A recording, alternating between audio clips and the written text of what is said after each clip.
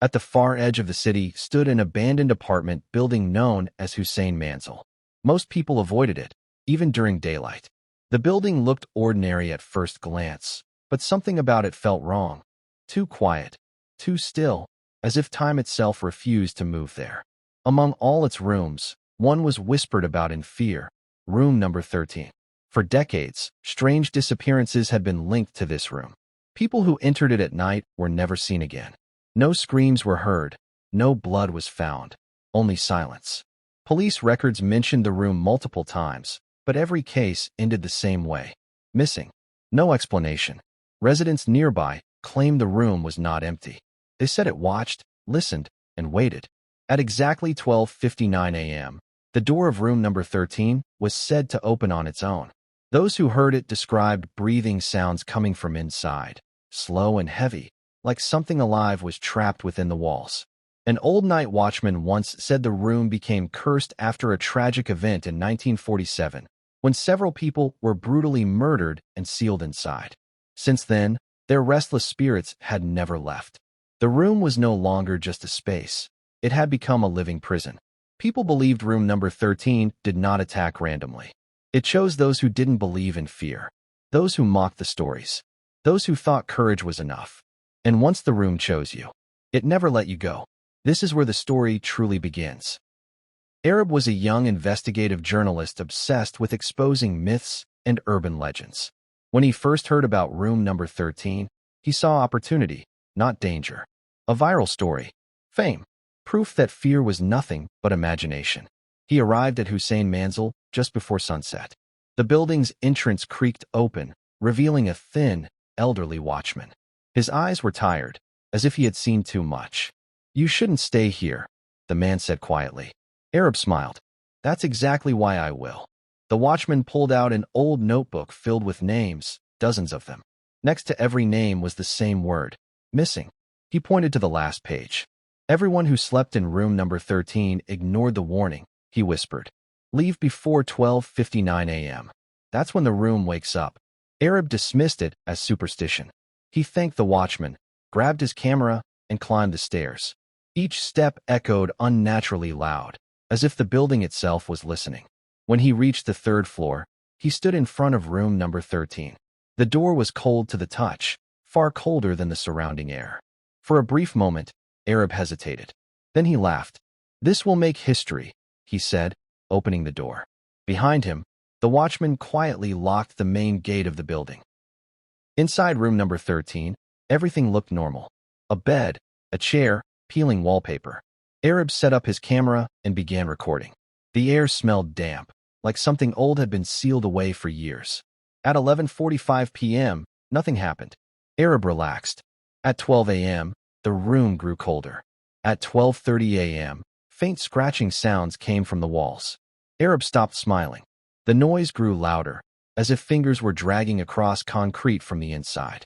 Then came footsteps, slow, deliberate, above the ceiling. But there was no floor above. Aarib's heart pounded.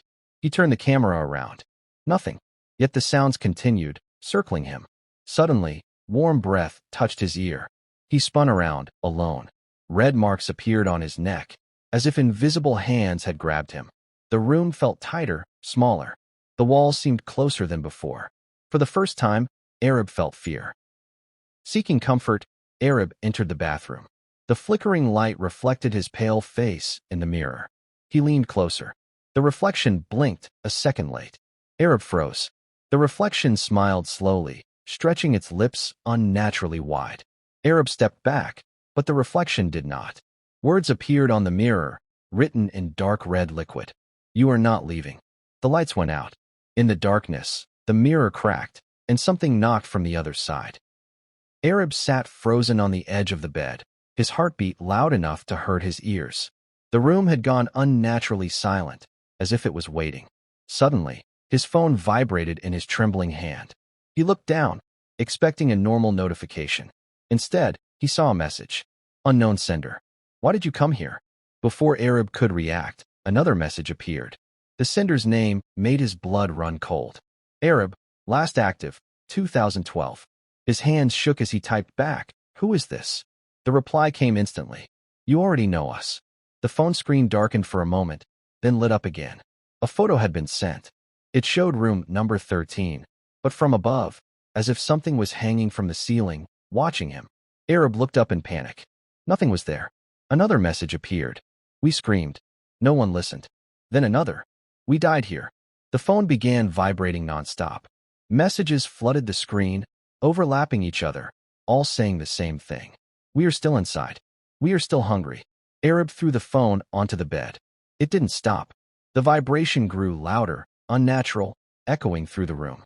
Slowly, the phone slid on its own, moving toward him. On the screen, 13 faces appeared, pale, broken, eyeless. Their mouths moved in perfect unison. Stay with us. The lights flickered violently. The phone screen cracked down the middle, splitting Aarib's reflection into pieces.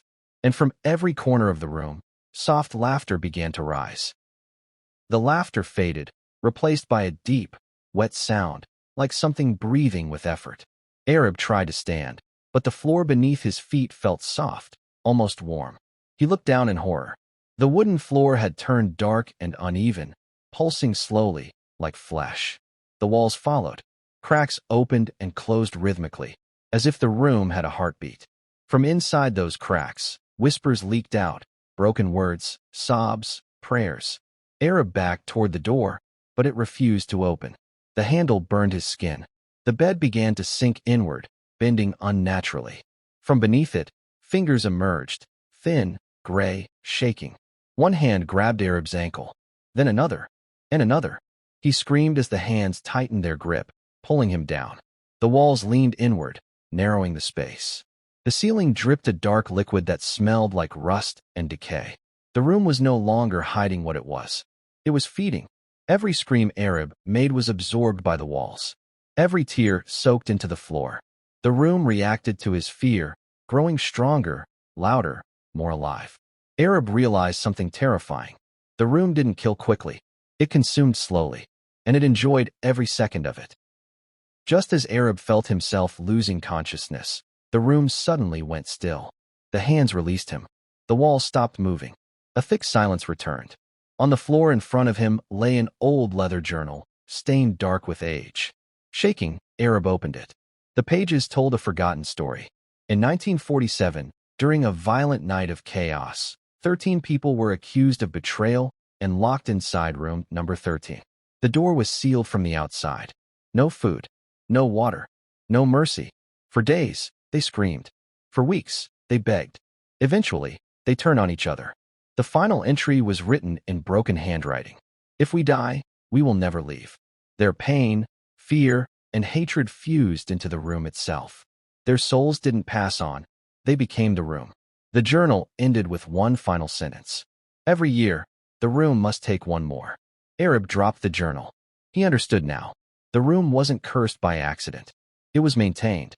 And tonight, it had chosen him. The clock on the wall ticked loudly. 12:58 a.m. Aarib backed away as the air thickened.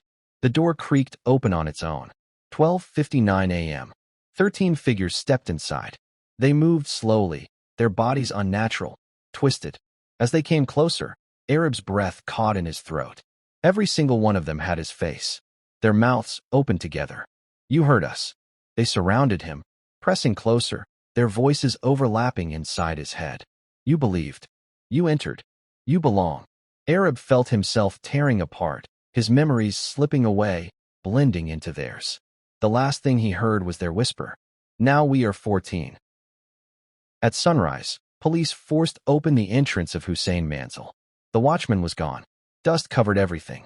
Room number 13 stood open. Inside, there were no signs of struggle. No blood. No damage. Only a camera placed neatly in the center of the room.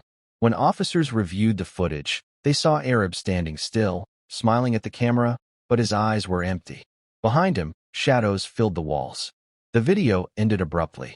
On the wall, written in dark red letters, was a message. Room No. 13 is never empty. The case was closed within hours. Missing person. No leads. A week later, a new name appeared carved into the wall.